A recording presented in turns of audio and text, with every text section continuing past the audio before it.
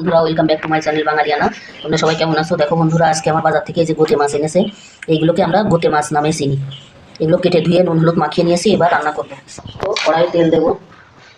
এইগুলো দেখো বন্ধুরা, এই যে আমি টমেটো কেটে নিয়েছি, কাঁচা ঝাল আর পেঁয়াজ, আর পেঁয়াজ দিয়ে মাছগুলোকে চচ্চড়ি করবো।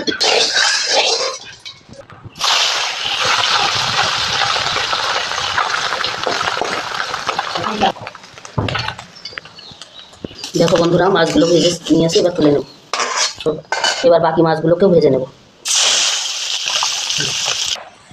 এই যে মাছগুলো সব ভেজে নিয়েছি, এত এত তেল গরম করে কালো জিরে ফোড়ন দেবো, দিয়ে রাখা পেঁয়াজ,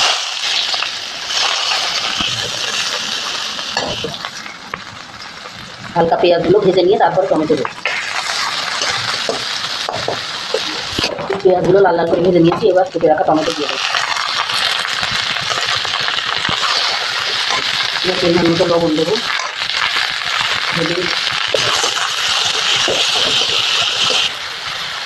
টমেটো পেঁয়াজ একসাথে ভালো করে ভেজে নিয়েছি, এবার জল দেবো।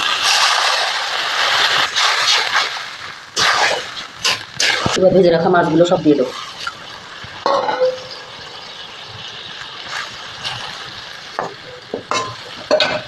এবার ঢাকা দেবো। দেখো বন্ধুরা, আমার মাছ চচ্চড়ি পুরোপুরি রেডি। রান্নাটা যদি তোমাদের ভালো লাগে তাহলে লাইক কমেন্ট শেয়ার করে পাশে থেকো।